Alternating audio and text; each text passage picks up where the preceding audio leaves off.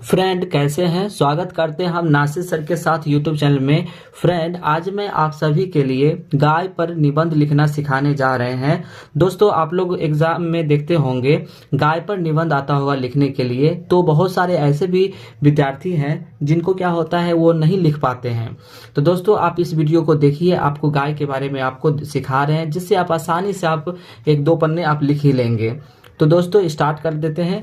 गाय जो है एक पालतू पशु है, यानी गाय को हम लोग क्या करते हैं, पालते हैं। ठीक है, पालतू पशु किसे कहते हैं, तो जिसको पाला जाता है उसे बोलते हैं पालतू पशु।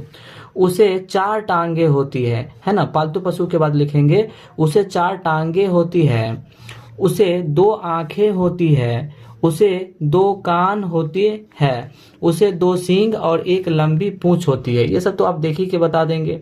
गायें विभिन्न रंगों की होती है, कुछ सफेद होती है, कुछ काली होती है, कुछ लाल होती है, कुछ भूरी होती है, कुछ चितकबरी। दोस्तों चितकबरी किसको बोलते हैं, चितकबरी क्या होता है कि दो तीन कलर का जो रहता है उसको चितकबरी बोला जाता है।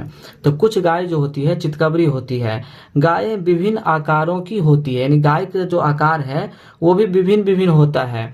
कुछ बड़ी होती है ना, कुछ बड़ी गाय होती है, कुछ छोटी गाय भी होती है, नाटी भी होती है।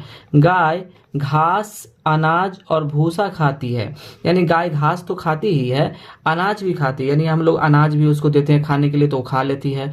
और भूसा, भूसा तो दोस्तों आप लोग जानते होंगे, भूसा निकलता है अनाज के ऊपर का जो छिलका होता है वो भूसा होता है। तो गाय जो होती है वो भूसा भी खा लेती है।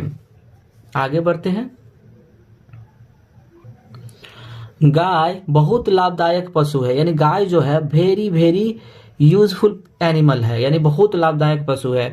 वो हमें दूध देती है। दोस्तों गाय से हमें दूध प्राप्त होता है, उसका जो दूध है काफी मीठा होता है, वह स्वास्थ्य के लिए अच्छा होता है। दोस्तों अगर कोई बीमार पड़ जाता है लोग, तो डॉक्टर साहब बोलते हैं गाय का दूध पीने के लिए। तो गाय का दूध पीने से क्या होता है, स्वास्थ्य अच्छा रहता है। गाय हमें बछड़े देते हैं। बछड़े किसको बोलते हैं, गाय जो बच्चा देती है उसको बछड़े बोलते हैं। जब वे बड़े होते हैं तो हमारे खेत जोतते हैं, यानी बड़ा होकर जो बछड़ा जो होता है वो हमारे खेत जोतता है। गाय हमें गोबर देती है, गाय से गोबर भी मिलता है, उसका गोबर भी बहुत लाभदायक होता है। गाय का जो गोबर होता है बहुत लाभदायक होता है। गाय के गोबर से उपला बनाया जाता है, और जो गांव देहात जो होते हैं गांव, वहां पे क्या होता है, उपला को जलावन के रूप में भी यूज किया जाता है, जिससे क्या होता है लोगों को अच्छा जलाया जाता है उसको, जिससे लोगों को पैसा बचता है। तो गाय का गोबर भी बहुत फायदेमंद होता है। उसके गोबर से खेत में पटाने पर अनाज अच्छा होता है। गाय के गोबर से खाद भी बनाया जाता है। इसलिए हम लोगों को गाय से प्यार करना चाहिए। अब गाय से हमें इतना फायदा है तो हम लोग को क्या करना चाहिए, गाय से हमें प्यार करना चाहिए। हम लोगों को उसके साथ दया पूर्वक बर्ताव करना चाहिए, यानी हम लोग अगर गाय पाले हुए हैं तो उससे दया का भाव रखना चाहिए। ऐसा नहीं अगर गाय अगर कुछ नहीं कर रहा, कुछ खा नहीं रहा है या कुछ कर रहा है तो ले डंडा उसको मारने लगे, तो ऐसा नहीं करना चाहिए।